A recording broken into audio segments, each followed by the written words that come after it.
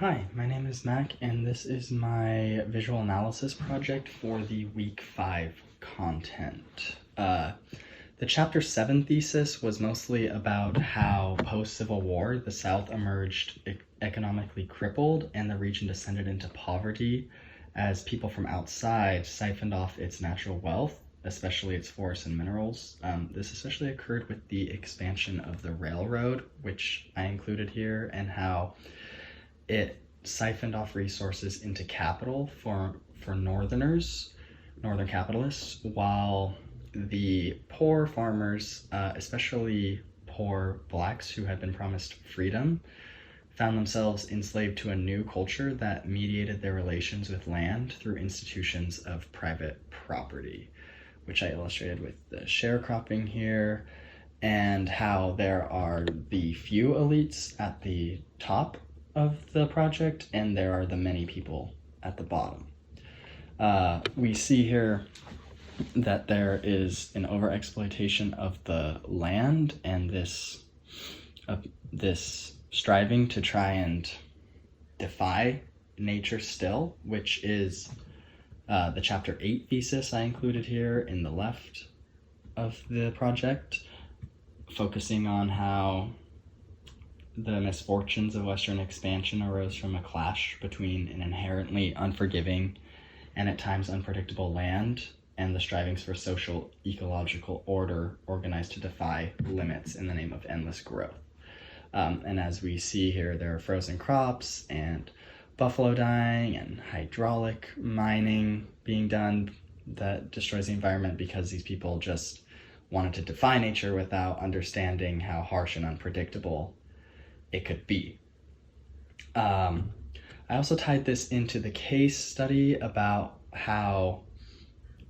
during Reconstruction, the American aversion to government intervention came from Southern attitudes during this time, and Americans were susceptible to the claim that government interference stopped the fit from rising to the top. I illustrated here with the propaganda from that time. And along with our discussion post from last week, I used the words of Bella and Bilal, who talked about how incentive by the federal government and legislation, Bella talked about how this incentive could be in the form of sustainable agriculture, and Bilal talked about how this could be used to make the lumber industry go green by reconfiguring their deforesting methods. Because originally in that post, I had thought that there was no way capitalism could be green, but I see through legislation and government intervention, anything is really possible, which is why I put the legislation in the middle of the railroad that is taking the resources up to the capitalists, because it's the legislation that has the potential to stop this system. And with that, I tied in the agriculture discussion with how still during this time people were planting fields of cotton and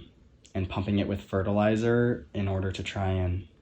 produce bigger yields in the present, which eventually degrades the soil overall. But they were also ignoring their actual needs for food because they were too focused on capital, which mostly benefited people outside this region. And overall, I chose the hourglass symbol for my project because it shows how all these resources and people are being exploited below, almost like grains of sand going through the hourglass, and it comes out as profit, huge mansions, fancy hats from market hunting, and all of this at the top is kind of detached from the actual exploitation that is going on below. So that is my visual analysis project.